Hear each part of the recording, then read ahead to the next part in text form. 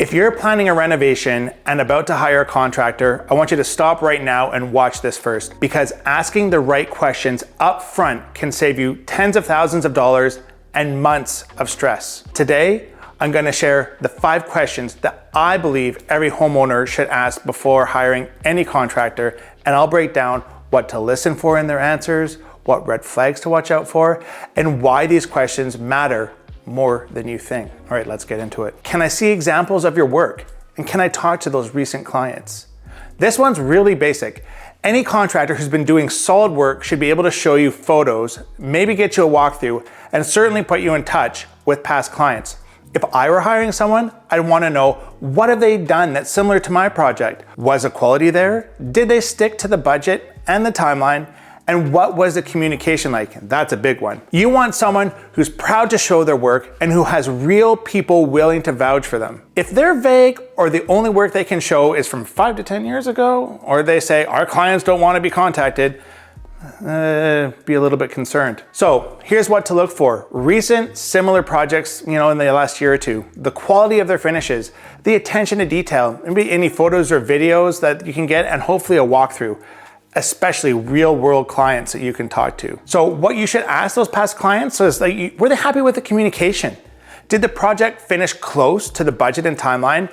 And this is a great question, would they hire that person again? Some red flags for you? Well, they don't really have anything documented, or our clients preferred not to be contacted. If they're proud of their work, they'll be happy to show it. Here's a second question you could consider asking, and that is, how do you price your jobs?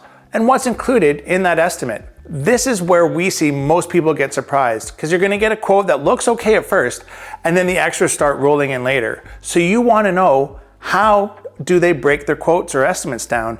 And I would expect to see a clear scope of work, a list of inclusions, exclusions, and rough budget allowances for things like flooring, tile, and fixtures. At Sprucehill, we walk through everything up front: materials, labor, permits, finishes. You know exactly where your money is going before we even swing a hammer. If someone gives you a one-liner like main floor reno, $85K, and nothing else, I'd be careful. Same as they say, don't worry, we'll figure it out as we go. Well, that usually means you're gonna be figuring it out when the bill comes. A clear professional contractor will walk you through their detailed estimate, and they're gonna explain what was included, and just importantly, as what's not. They'll use realistic allowances for tile, flooring, lighting, and they're gonna show you how they're gonna price change orders and how those will be approved in the future. When we price a job, I want our clients to know exactly where the money is going.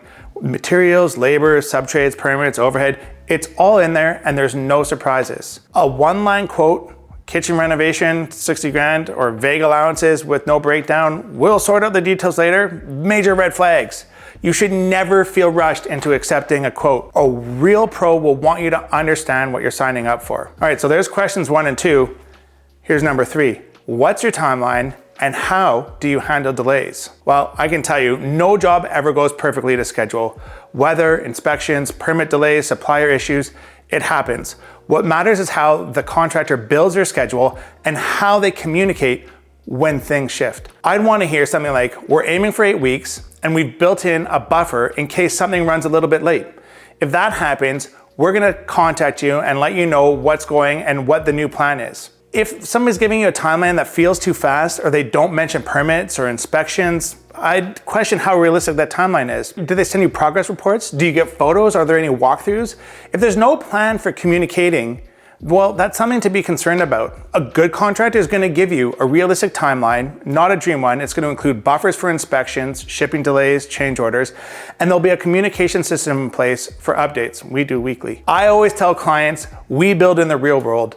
Things don't always go exactly to plan, so we leave room for that. The key is staying in touch so there's no surprises. Red flags, we can finish this major project in 2 weeks. No consideration of weather or permitting or inspections, and no clear plan for communication. If the schedule sounds too good to be true, it probably is. Here's number 4, and this is one that's gonna let you know who you're working with is organized and a pro. And that question is, are you licensed and insured? And can you send me copies of both sometime this week? You'd be surprised how many people don't ask this, but it's really important. You want to see that the contractor has a valid business license, liability insurance, and some form of workers coverage like WorkSafe BC in BC. If someone gets injured or there's damage to your property and there's no insurance, that will likely come back on you. A good contractor should be able to email you a copy of that paperwork within a day. If they say, well, we've never had a problem, or I don't carry that because we're small, I'd be cautious. It doesn't matter how small the job is, you still need protection. So, red flags for you to watch out for, we've never had that issue, so we don't bother, or we're just a small team. Or they say, well, we'll get back to you with the paperwork, and then they ghost you. If they can't prove it, don't hire them. It's that simple. Now, here is my last and final question for you. Who's actually doing the work, and how involved will you be in the day-to-day? That's a big question, because a lot of the time, the person you meet during the quoting stage is not the person you'll necessarily see once the job starts. So just ask, who's a site supervisor? Is it your crew, or are you subbing it out? Will I be dealing with you directly or someone else? In our company, we have a dedicated project manager for every job. I stay personally involved on everything, and clients hear from my team every week. If you're hiring someone, you deserve to know who's showing up at your house every day, who's making decisions, and who's responsible if something goes sideways. If the answer is, I've got a bunch of guys who take care of things, just call me if there's an issue, I probably want more detail than that. So some red flags for you, my guys will take care of it. No point of contact during the build, or just call if there's an issue. Listen, you're not hiring someone to disappear. You're hiring someone to manage people, solve problems, and set and reset expectations. That's it. Those are the 5 questions. Doesn't matter if you're doing a kitchen rental or a full custom build. These questions will help you filter out contractors who are not prepared and are just hoping for the best. If the person you're talking to can't answer these confidently, or they get defensive, that's a good sign to keep looking. Hope that helps. If you've got questions, drop them in the comments. We will try to answer everyone. Thank you so much for watching, and stay awesome.